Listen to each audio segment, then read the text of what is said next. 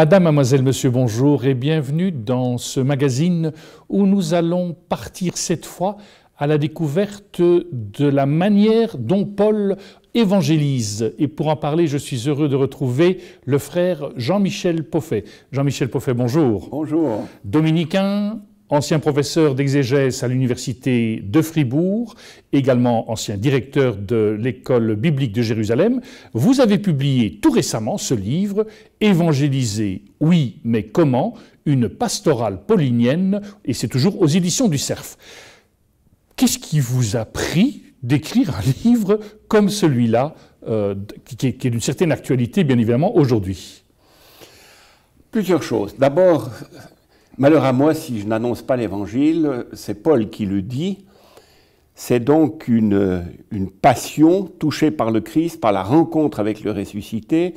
Il est devenu un apôtre de cette rencontre, de cet Évangile, de cette bonne nouvelle, et en particulier pour ceux qui étaient loin, pour les païens de son temps.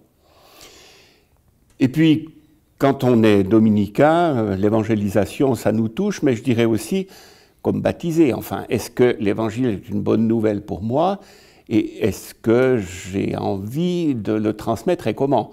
Et nous vivons actuellement une panne de transmission absolument évidente. Par ailleurs, j'ai enseigné pendant plusieurs années les lettres de Paul et je me suis rendu compte très vite que c'était difficile. Paul n'a pas très bonne presse, pour beaucoup il est autoritaire, on le dit misogyne, tout ça n'est que très partiellement vrai, mais c'est toujours est-il que c'est l'idée qu'on en a. Et puis dans nos églises, lu ou pas lu, ou mal lu, et puis commenter comment, voilà. Donc, et auprès de mes étudiants, je voyais bien que les grandes épîtres pauliniennes, Galates, Romains, etc., la justification par la foi, c'était vraiment pas leur préoccupation numéro un. Donc il me fallait trouver l'accès à sa personne. Et l'accès à la personne, on la trouve dans des textes plus autobiographiques, certains passages de la lettre aux Galates, aux Philippiens sur sa vocation, et puis la première aux Thessaloniciens. Et quand j'ai commencé à commenter cette lettre, il y a une vingtaine d'années et plus, ça a été un éblouissement. J'ai dit, là, je crois que je tiens une porte d'entrée pour trouver cet homme et comment il s'y est pris. C'est le grand avantage de commenter une lettre comme celle que nous allons aborder durant ces différents entretiens, c'est que ce n'est pas ma théorie à moi. Moi, je n'ai pas de recette sur l'évangélisation, puis ça n'aurait pas grand intérêt, et ça serait vite démodé. L'avantage, c'est qu'on a là le premier document du christianisme dans les années 50, c'est la première lettre de l'apôtre, les évangiles ne seront rédigés qu'après, et donc, comment est-ce qu'il s'y est pris? Ça a été ma question, ou plutôt la question est née d'une formule qui vient 7 fois dans cette lettre, pas une ou deux fois, 7 fois. Vous savez comment nous sommes venus chez vous. Alors ça, et jamais il ne s'agit, dans ces 7 mentions, d'un savoir théorique. Mais vous savez comment nous sommes venus chez vous, ça n'a pas été en vain. Vous savez comment nous avons travaillé nuit et jour.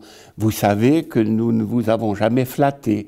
Si ce qu'il dit n'est pas vrai, c'est toute son argumentation qui tombe.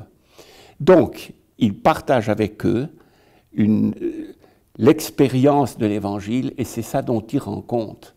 Un mot encore pour situer la lettre. Paul est arrivé à Thessalonique. Il a passé de l'Asie mineure en Europe, si vous voulez. Il est arrivé dans cette ville, il a fondé une communauté. Les Actes des Apôtres disent que 3 sabbats de suite, il leur a annoncé l'Écriture. Ça ne veut pas dire qu'il est resté seulement 3 semaines. C'est un peu court pour fonder une communauté. Mais on ne pense pas beaucoup plus que 2 mois, 1-2 mois, pas plus. Et il a été chassé de nouveau vers Bérée, puis plus vers le sud. Et il est arrivé finalement à Athènes et Corinthe. Et c'est de là qu'il envoie Timothée pour prendre des nouvelles de cette jeune communauté. Il revient avec de bonnes nouvelles et Paul leur écrit. On se situe à quel moment historiquement? Vous dites c'est le premier écrit. 50-51, c'est... Quinzaine d'années après la mort du Christ. Oui, c'est ça. Et donc c'est un document très ancien et qui vaut la peine de regarder de plus près. Alors on va aborder, je pense, quelques aspects de cette lettre. Dans votre premier chapitre, justement, vous abordez la question de la communion aux apôtres, parce qu'il y a le « je », le « nous », c'est quelque chose que vous soulignez très fortement. Alors, tout d'abord, le premier verset de la lettre. Paul, Sylvain et Timothée à l'église des Thessaloniciens, qui est en Dieu le Père et dans le Seigneur Jésus-Christ. Paul, Sylvain, Timothée. 3. C'est extrêmement rare dans les lettres de l'Antiquité d'avoir des auteurs multiples. Sur les centaines et milliers de papyri, de lettres anciennes qu'on a, il y a quelques exemplaires, c'est tout. Autrement dit, Paul a associé comme auteurs de la lettre Sylvain et Timothée, qui ont été ceux qui l'ont accompagné dans l'évangélisation de cette communauté. Parce que il y a d'autres gens proches de Paul, comme Aquilas, par exemple, ou enfin, d'autres noms qu'il cite dans ses lettres, qui ne sont pas associés comme co-auteurs. Mais ces deux le sont ici. Pourquoi? Parce qu'ils ont été très proches de lui quand il annonçait l'Évangile. Il en fait des co-auteurs de la lettre. Si bien que toute la lettre est écrite en « nous » et pas en « je ». Et ce n'est pas un « nous » pontifical ou papal, c'est le « nous » d'une communion de ces trois.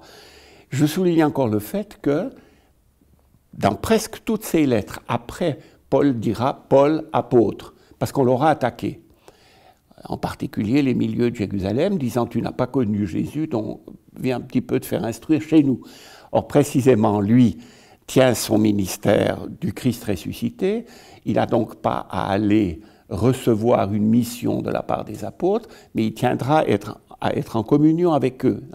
Mais ici, comme il n'est pas encore attaqué, il dépend de l'église d'Antioche, il est couvert par cette première communauté, donc il n'a pas besoin de se parer de son titre. Il ne le fait pas non plus à ses chers Philippiens, puis à Philémon, puisque c'est une lettre familière, ça n'est pas nécessaire. Donc, lui, l'apôtre, lui, l'homme au tempérament si fort, se coule ici dans une communion. Paul, Sylvain et Timothée, c'est des hommes en communion qui évangélisent.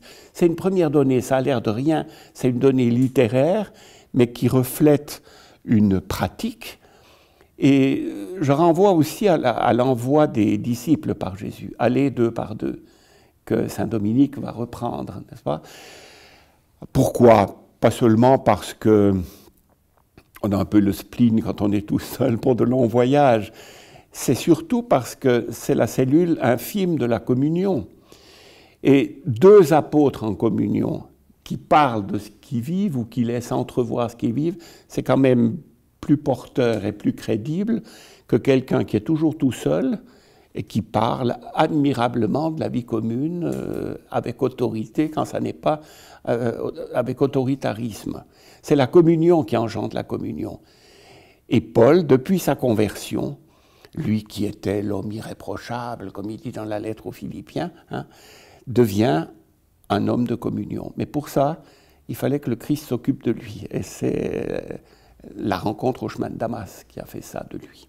On en sait un petit peu plus sur Sylvain et Timothée ou... Oh, je ne veux pas développer ça ici. Timothée, c'est son enfant bien-aimé, celui que... il écrit d'ailleurs la première, la deuxième lettre à mon enfant que j'ai enfanté en prison, etc.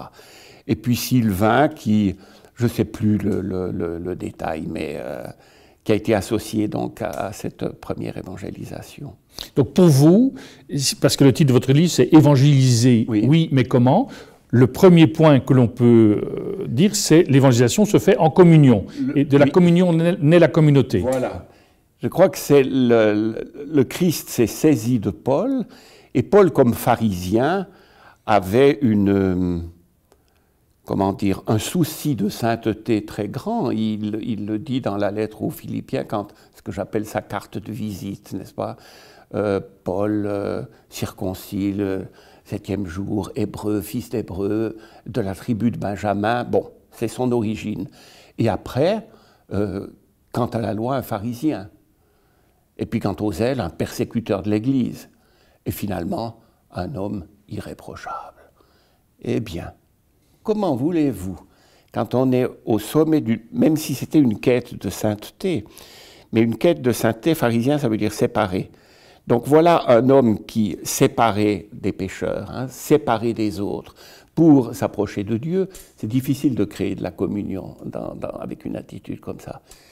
Convertir un pécheur, c'est difficile, mais convertir un croyant, c'est encore plus difficile. Bon. Et voilà que ce Paul, saisi par le Christ, dont il dit dans l'Épître aux Galates, « Il m'a aimé et s'est livré pour moi ». Cet homme-là devient moins solitaire dans sa quête de perfection que solidaire, et il devient un homme de communion. Et il associe ainsi Sylvain et Timothée, il se les associe non seulement dans la pratique, mais comme co-auteur de la lettre qui est adressée à cette communauté. Eh bien, nous allons voir dans une prochaine émission ce qu'ils nous disent. Merci en tout cas pour cette première précision de l'évangélisation par la communion. Nous arrivons au terme de cette émission. Au nom de toute l'équipe qui l'a préparée, il ne me reste qu'à vous souhaiter une excellente journée. À très bientôt.